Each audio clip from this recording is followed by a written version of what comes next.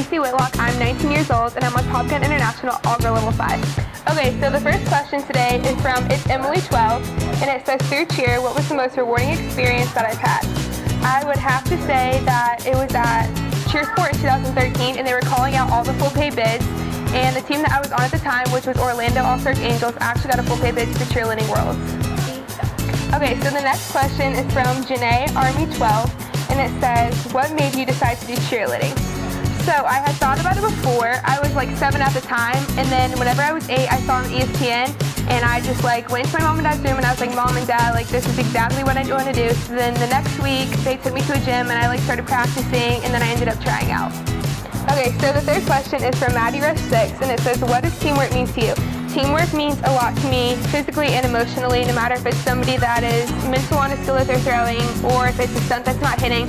As long as you work together as a team, you can overcome all of your challenges. Okay, so the next question is from Lindsay K, and it says, have you ever thought about quitting or not continuing to cheer, and if so, why? I honestly have never thought about quitting cheerleading. It's my life, no matter if it's been like me having trouble with a tumbling skill or just times getting tough. I've always pushed through it because I don't know what I would do without cheerleading. Okay, and the next one is from Julia Grace W, and it says, what tumbling skill was hardest for you to master? I would definitely have to say that that would be my standing full. I started working on it probably years ago, and I will throw it all that the coaches want me to, and for some reason I just like cannot get my legs crinkled in enough to land it, and I always touch, most likely. Okay, so the next one is from Craigie Likey, and it says, what type of activities did you do to recover from your injury? Recently, whenever I hurt my ankle, I started going to physical therapy. Probably for 2 months, I actually just stopped going because they cleared me to start tumbling and everything again. And in physical therapy, they had me doing activities such as like running on the treadmill, jumping on the trampoline, and doing a lot of balancing stuff to help my ankle become stable and really strong again. Okay, the next question is from Caroline_MCQN, and it says, have you ever dated someone that you have cheered with? I actually haven't. I've known friends and teammates that have dated each other, but I've never ran into this situation before. Okay, the next one is from Lexi Bird. I'm pretty sure that's how you announce it, but I'm not sure. And it says, were you shocked when people started noticing you? I actually was. It started at the beginning of the season in 2012, and whenever I started going to competitions and stuff, like I actually started getting like more and more noticed, and it shocked me a lot because I wasn't expecting it to happen to me, so all of the support really means a lot. The next one is from X-Unique Lene. I'm pretty sure that's how you pronounce it, and it says, what was your best cheer memory? I would have to say it was getting top 5 at the Cheerleading Worlds, along with getting the full pay bid at Cheer Sport. That's honestly one of the best feelings you could have, knowing that you're going against so many people at Worlds and you made it to top 10 and honestly got to top 5. Okay, the next one is from Katie.White, and it says, what's your most embarrassing cheer memory?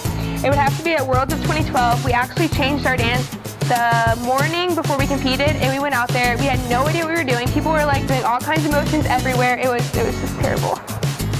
Okay, the next one is from Lauren.CEA, and it says, how has cheerleading impacted your life? It has honestly impacted my life tremendously, from learning dedication, teamwork, working well with others, and taking others into consideration. It's brought so much support in, and I couldn't be any more thankful.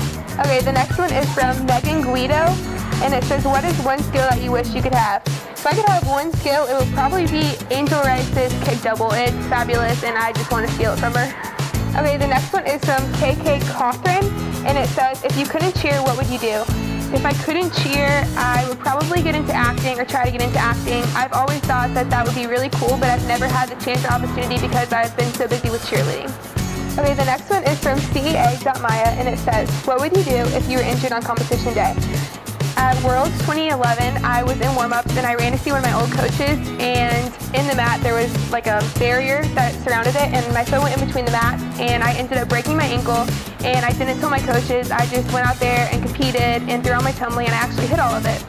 And then before Worlds 2014, I was throwing my pass at practice, and I did a whip punch full, and I guess I punched wrong, and then I landed wrong, so my ankle was like rolled on the side, and I tore my ACF ligament, and I wasn't able to compete at Worlds. Okay, the last question is from Top Gun McKenna, and it says, what is the most fun/annoying part of being such a famous cheerleader?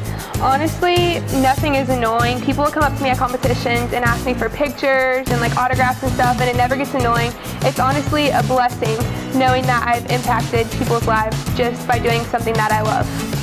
Thank you guys so much for watching. You can keep up with me on Instagram and Twitter at Cayce Whitlock, along with Everyday I'm Cheerleading on Instagram and YouTube. Thank you so much.